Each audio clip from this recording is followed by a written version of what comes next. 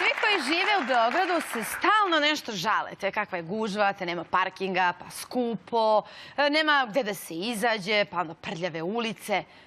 A ja se onda pitam, pa šta ovi moji prijatelji stranci toliko vole da dođu u Beograd? Bili su mi, da.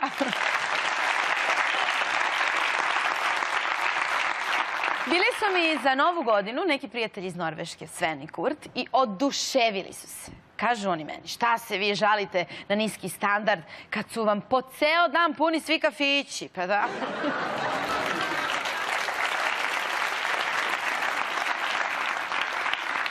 Vodila sam ih u Skadarliju, naravno. Odlepili su na našu kuhinju. Oduševili su se. Mislim, morali smo posle Svena da vodimo na ispiranje želuca, pošto je pojeo pola kile roštilja, sarme, škembiće, pihtije i pohovani mozak. Ali na kraju je sve bilo super, hteo je sutradan opet isto to da jede.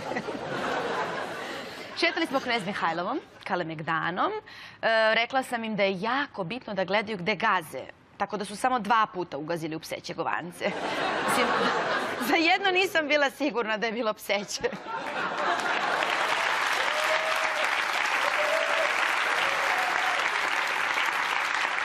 A uveče tamburaši. Malo su se lomile čaše. Dobro, imali smo mu prvu pomoć u kolima, što je bilo dobro, jer Kurtu se zabilo stakla u nogu, ali on je rekao da je srećan što ima suvenir iz Beograda.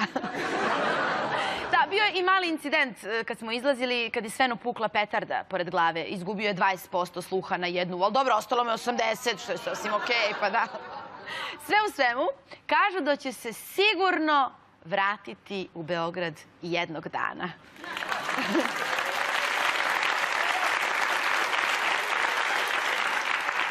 A ja idem sad malo da uživam u čarima ovog divnog Beograda, a mi se vidimo